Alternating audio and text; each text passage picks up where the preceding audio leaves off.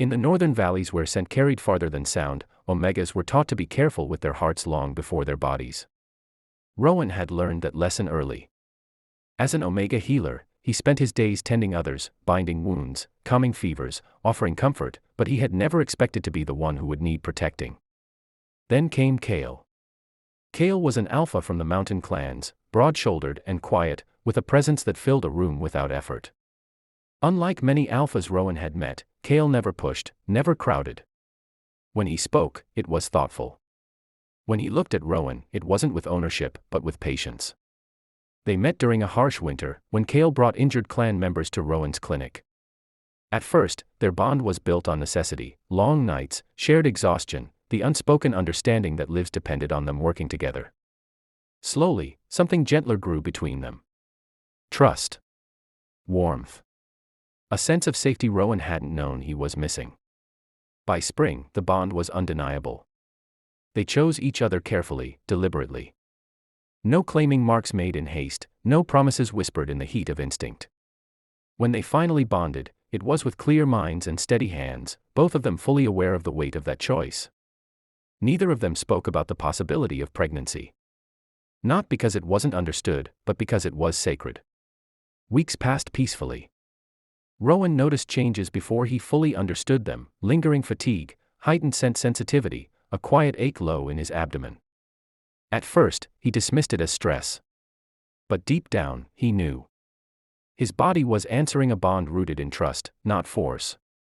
When the healer's signs confirmed it, Rowan sat alone for a long time, hands resting over his stomach, emotions tangled between awe and fear.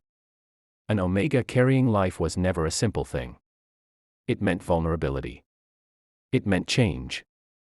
It meant the world would see him differently. Kale knew something was wrong the moment Rowan didn't meet his eyes that evening. Alphas were attuned to shifts in scent, and Rowan's carried something new, soft, fragile, unmistakable. "Tell me," Kale said quietly, not demanding. Asking. Rowan's voice shook when he answered. "I'm pregnant."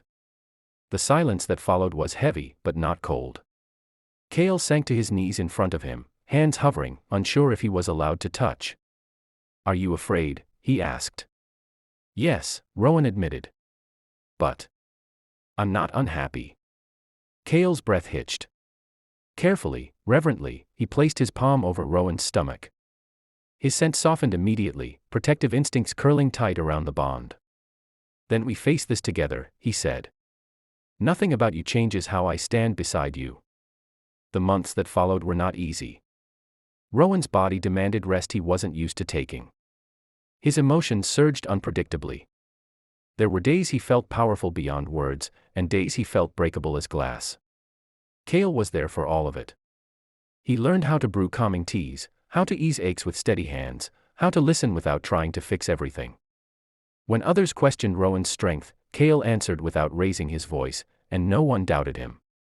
By the time the child was born, the valley already knew, this was a family built on choice, not instinct alone. Rowan held their child against his chest, exhausted and glowing, while Kale watched with wonder so raw it hurt to look at him. The alpha bowed his head, not in dominance, but in gratitude. "You carried our future," Kale murmured. Rowan smiled, tired but unafraid. "And you made sure I never carried it alone." And in a world that often misunderstood Omegas and feared their softness, their story became something else entirely, a quiet proof that love, when chosen freely, was the strongest bond of all.